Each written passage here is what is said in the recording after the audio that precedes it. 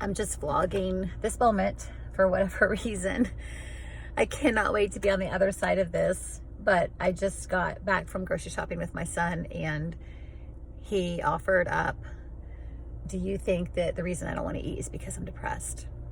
And I was so appreciative of him giving me that window, because I do think he's depressed. So I asked what we can do, to help him.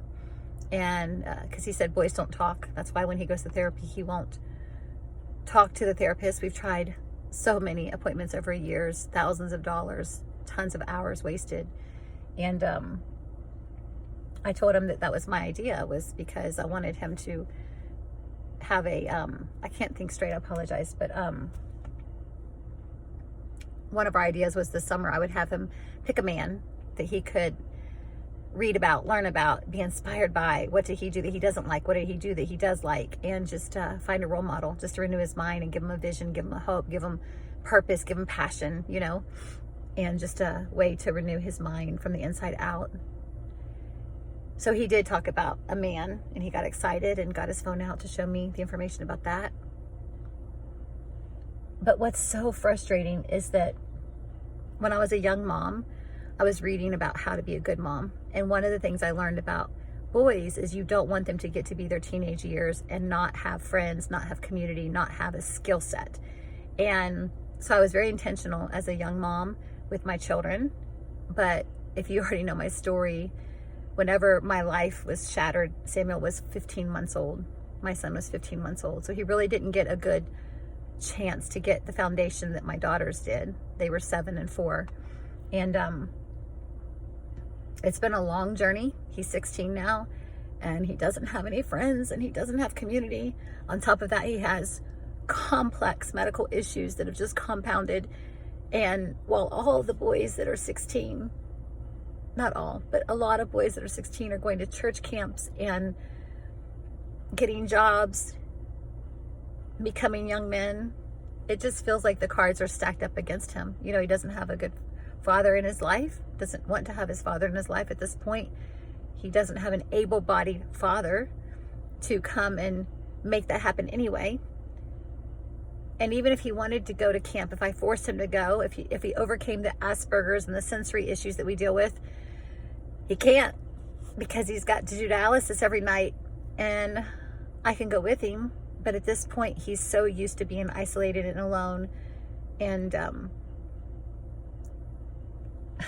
I told him, you're in a ditch, and this isn't where it's supposed to be. This is the enemy, and we have to fight to get out of this ditch. And he said, I need someone to come throw me a ladder. And I said, I'm throwing you the ladder. He said, no, Mom, you're in the ditch with me. He said, you're throwing me a string.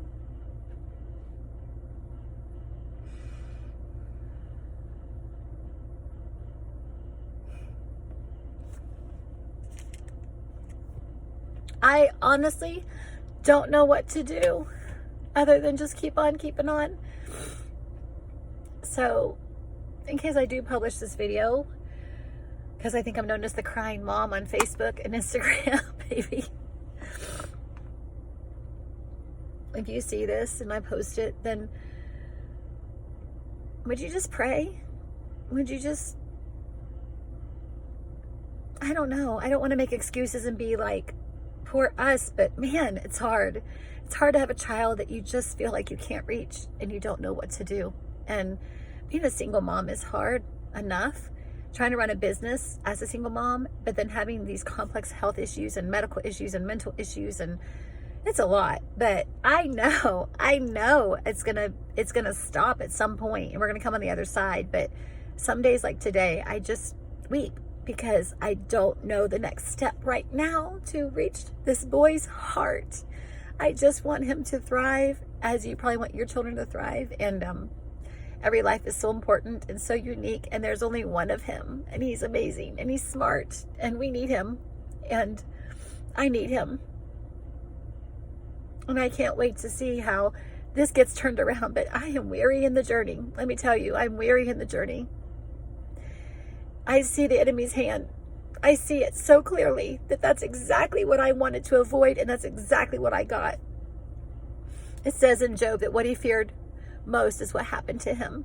And I wasn't trying to walk in fear, but here we are. So Jesus, come quickly and help.